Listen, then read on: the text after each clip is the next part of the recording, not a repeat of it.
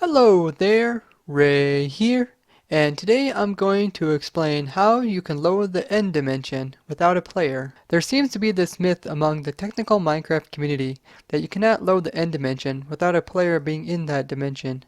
So hopefully with this video I can clear that all up. One way that chunks in the world can be loaded is if there is a player in the world.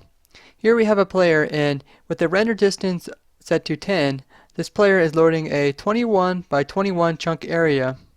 And within that area, there is a 17 chunk by 17 chunk area that is entity processing chunks. And then the outer two chunks all along the edge are lazy chunk processing. When the player moves, the chunks that he moves away from will unload, and the chunks he moves into will reload. This allows the same shape to be kept as the player moves about in the world. Another way that chunks could be loaded is through your spawn chunks, which are in the overworld. And here we have the typical spawn chunks, which are 16 chunks by 16 chunks. And inside that 16 by 16 chunk area is a 12 chunk by 12 chunk area that is entity processing. And just as before, the outside two chunks are lazy chunk processing. So the first step is to make your entrance end portal over there inside of an entity processing chunk. And the way I did this is just by extending the already loaded chunks from spawn chunk and made them into pseudo processing chunks that extend over to the entrance end portal, and then I can turn those chunks into entity processing chunks. So once I extended the spawn chunks and made the pseudo lazy processing chunks all the way to the entrance end portal, they ended up looking something like this on our server. Once you have loaded the chunks from your spawn chunks all the way to your entrance end portal, you'll want to go around your entrance end portal and build a 5 by 5 area that will be pseudo lazy processing chunks. Once you build a 5 by 5 area out of pseudo lazy processing chunks, the center chunk here will become a pseudo entity processing chunk. This allows entities to be processed in this chunk. Every so often the game will perform an autosave where the game will be saved, and you can actually see this happening in real time. If you open up your Minecraft folder and open up the saves file and you watch the world which you are actually playing in, you'll see that the date modified will actually change and update during an autosave. In 1.8 this occurs every 45 seconds, and in 1.9 this occurs every 15 seconds. During an autosave, the game will attempt to unload all these pseudo-processing chunks, but with the hopper chunk loaders installed properly, they will reload these chunks right after the autosave. Now I'm here at the actual entrance end portal, and you can see that I have the 5 by 5 area of pseudo-lazy processing chunks, and in the center I have it marked out as a pseudo entity processing chunk, and this is the chunk that the actual entrance end portal is located at. In the end dimension, I have a couple of these small contraptions, and these contraptions will just notify me in chat that the chunk is either pseudo entity processing chunk or a pseudo lazy processing chunk. And if it's a lazy processing chunk, I have a lowercase abbreviation, and if it's entity processing, I have a capitalization. So dropping items into the entrance end portal will actually load the end dimension, but here I just have a small contraption that will allow me to automatically drop items into the end portal at a very quick rate. Before we can load the end dimension without a player, we first have to understand what chunks are actually loaded in the end when you drop the items into here. So by turning on this contraption, we can see that the items are falling down into the entrance end portal, and in the chat we can see that there is a couple different locations that are being loaded at the moment, and there is actually 3 different chunks that are actually being loaded in this process. The 3 different chunks that are being loaded in the end by this method are the OP, which is the Obsidian Platform, OP1, which is Obsidian Platform 1, and IP, which stands for Invisible Platform. Now we will go into the end dimension and see where each of these individual chunks are located at. When we come through into the end dimension, you can see that we actually spawn in exactly on a chunk border here. On the left hand side we have the Obsidian Platform, abbreviated OP, and on the right hand side we have the Obsidian Platform 1, abbreviated OP1.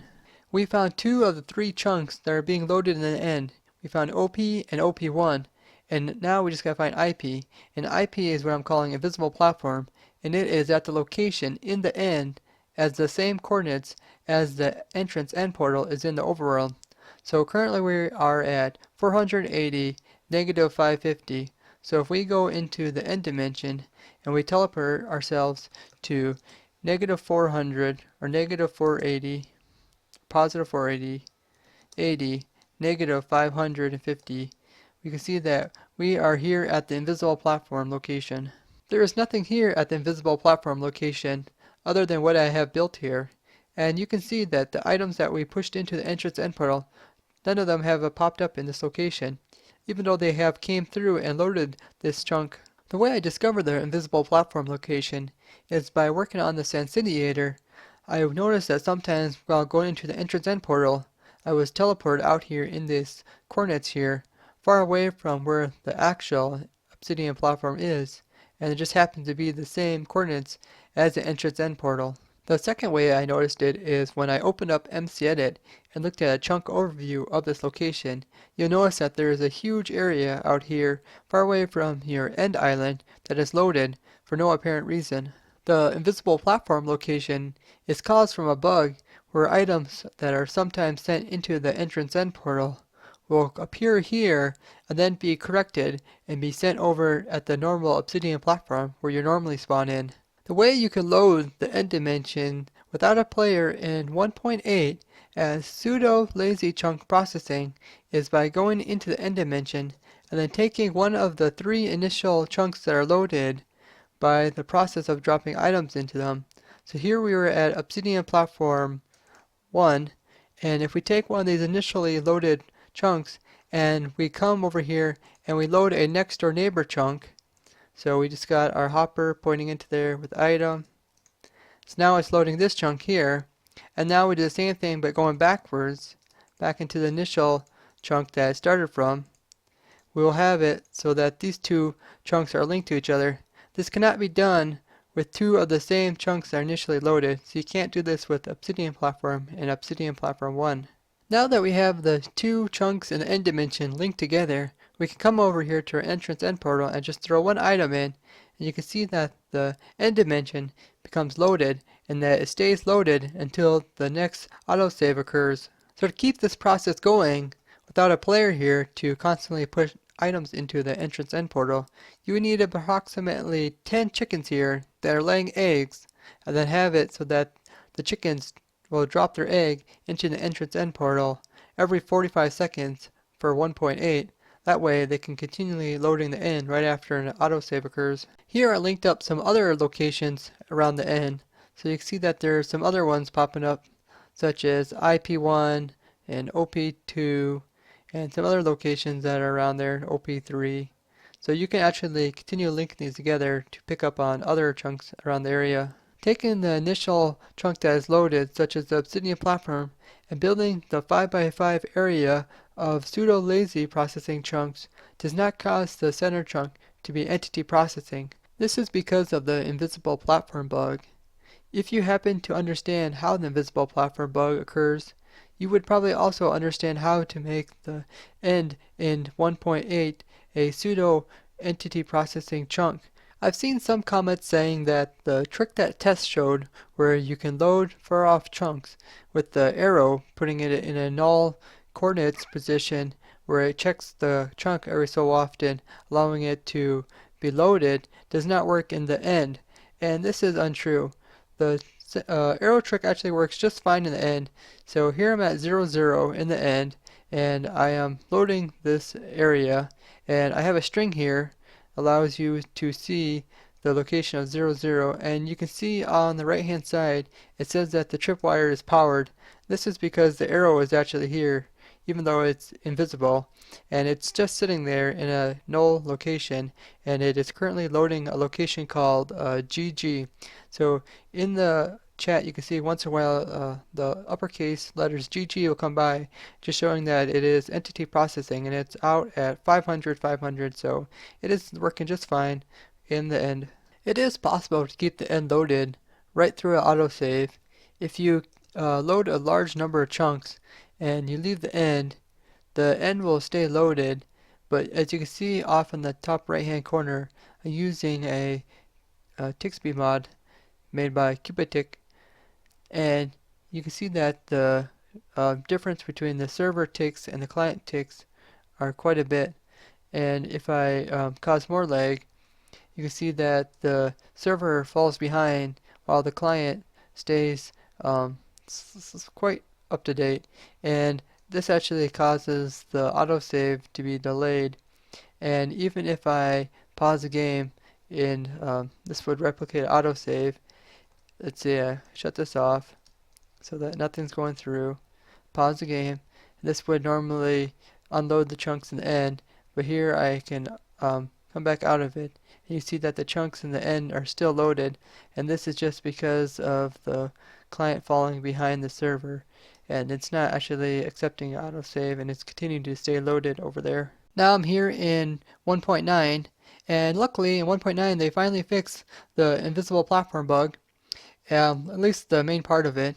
So now if we spam items down into the end without having any chunk loaders on the other side, you can see that the only chunk that is loaded is the obsidian platform. The invisible platform is not loaded, and the obsidian platform 1 is no longer loaded. So this makes chunk loading in the end a lot easier in 1.9.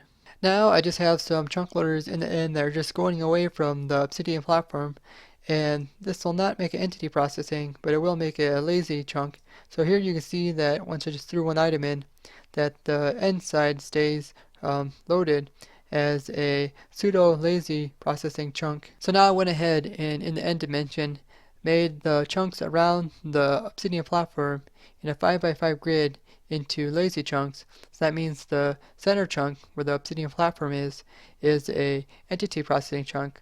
And if you see in the chat, you can see that the capitalization of OP just means that the obsidian platform chunk is now entity processing, and all the chunks around it are staying in the lazy processing.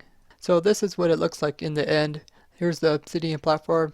Here's the chunk that I'm making entity processing, and then you can see that there's a 5x5 grid that I made out of those lazy chunks, and I'm just using the hoppers to load them. And I just got some those little mechanisms here that are just checking to see if the chunks are loaded as entity processing or as lazy chunks. So in this world, I have the same setup where I'm loading the obsidian platform as entity processing, but I also went over to end gate, which is one of the portals that you get after killing the ender dragon. And this end gate I have entity processing, and I'm also dropping items into the end gate portal, which is allowing me to load the end islands, which are off in the far distance. And over at the end islands I actually have entity processing as well, and it's coming back and it's reloading the end gate, and this is causing a loop allowing the end islands to stay loaded as long as the end is loaded. So let's go in there and take a look at what's going on here. So here I have the same setup where I got the obsidian platform as entity processing, and then I just have some chunk loaders going over here, and I have this chunk here which is the end gate chunk here, and there's a 5x5 grid around that one making entity processing. And here I had just a little setup where it picks up items and it drops them into the end gate portal, and then on the other side I have entity processing, so it can also process the item that's coming through. Ender pearls don't work on these at the moment, must be a bug, so I'll just cheat by going through here. Okay, now that I'm on the end island side, you can see that I have the same entity processing chunks by loading this 5x5 grid of pseudo lazy processing chunks, and this allows the item that is sent through the end gate to be in an entity processing chunk and get processed, and it gets picked up as hopper and dropped back into the end gate, and this keeps the end islands loaded as well. So it's pretty easy to load the end in 1.9 compared to in 1.8. The downside being in 1.9 that the autosaves occur every 15 seconds. So as you can see, the end just unloaded right now. So I'll just drop an item and reload it. So if you would want to keep the end loaded all the time, you would take approximately 30 chickens laying eggs and drop it into the end portal, every 15 seconds to keep it loaded. And other than that, that's a pretty simple way how to load the end dimension in 1.9. There you have it, guys, how to load the end dimension without a player in 1.8 and in 1.9. If you found this interesting, show me with a like. If you'd like to see more content like this, subscribe to my channel, and don't forget to comment. Bye-bye.